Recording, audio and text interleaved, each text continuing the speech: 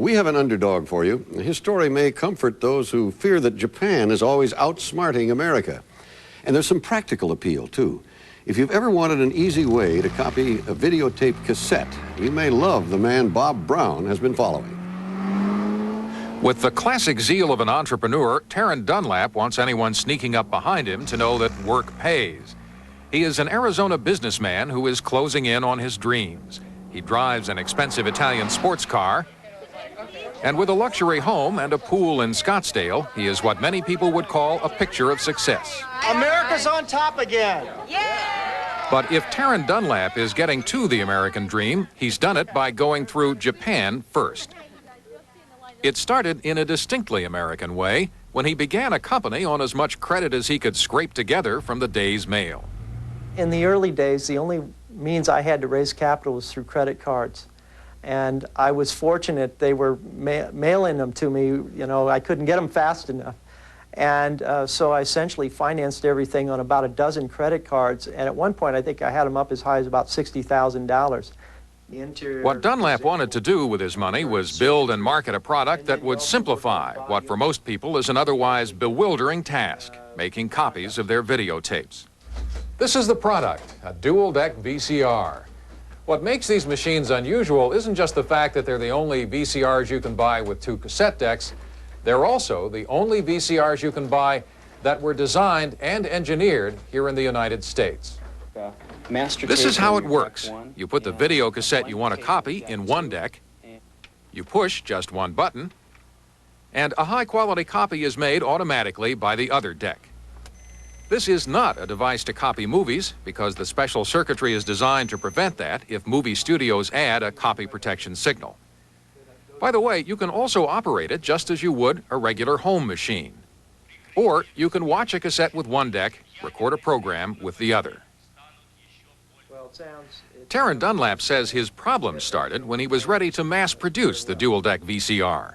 He first learned that all the original U.S. patents on videotape technology had been acquired by Japanese companies, who had subsequently added to the number of patents, and that he would have to go to Japan to find a company to supply parts and assemble the machine. He says that's when he ran into a new word that summed up that big problem: keiretsu. Keiretsu is a way of doing business in Japan. In the United States, the same tactics would be viewed as a conspiracy. It refers to a process in which Japanese companies work together exclusively to control the supply of parts and components and block foreign competition. Dunlap claims that over 2.5 years, from 1985 to 1987, he or a representative made half a dozen trips to Japan to meet with almost every major electronics manufacturer. He says none would agree to make the machine which had been designed by his firm and on which he held the patent. He says he became a victim of keiretsu. Could you believe it, that it was something they could actually accomplish if they wanted to?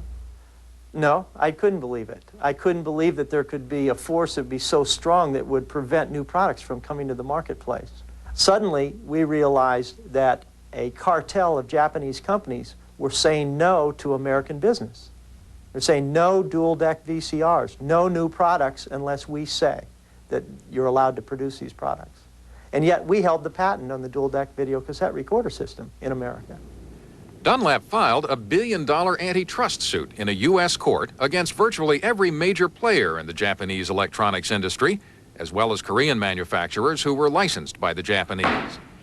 He went to Washington to try to convince Congress that his problems were the problems on a larger scale of an American industry that has virtually given up manufacturing any consumer electronics products.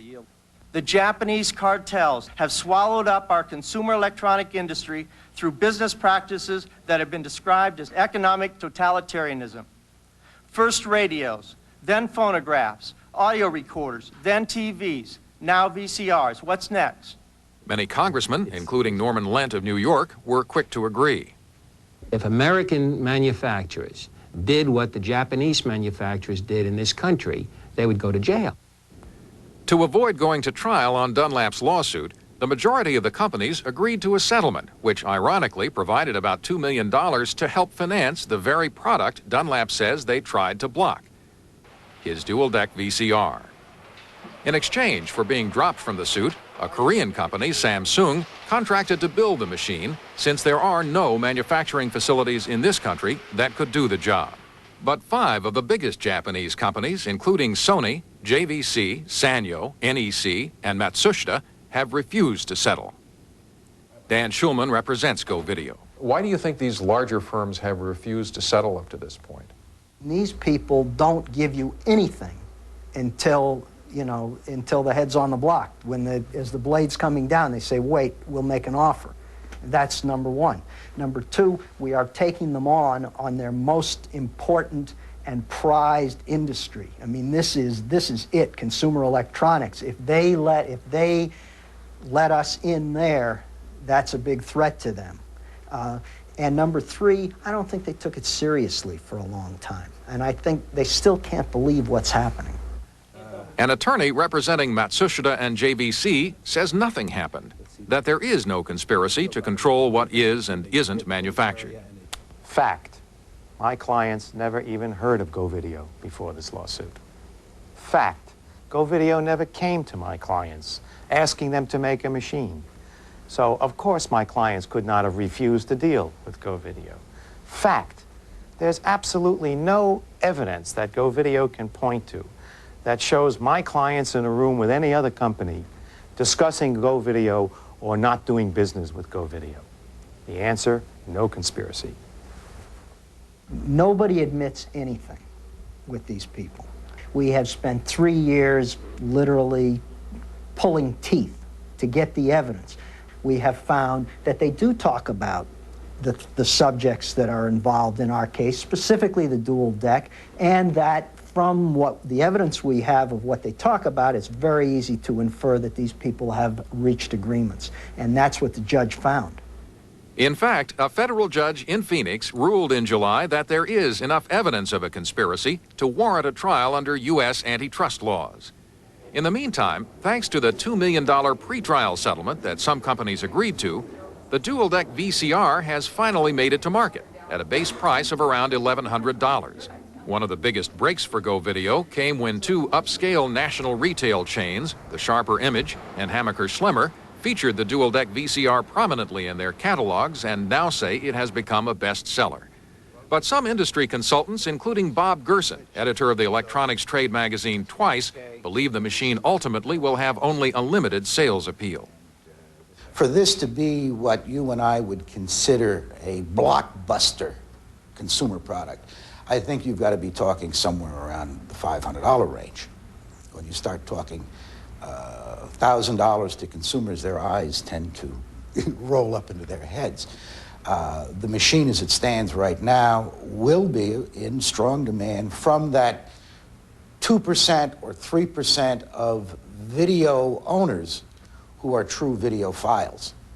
Dunlap might not have to worry about how well the dual deck does at first if he wins his billion-dollar antitrust suit. Under the law, if there are damages, they would automatically be tripled. Some of Dunlap's former investors have suggested the company is counting as much on revenue from its legal actions as from its product. An antitrust expert at Columbia University, Professor Harvey Goldschmidt, says the David versus Goliath concept could have a bearing on the outcome of the case. I know of no American corporate management that doesn't worry about being in a courtroom because it's rich versus poor, big versus small, etc.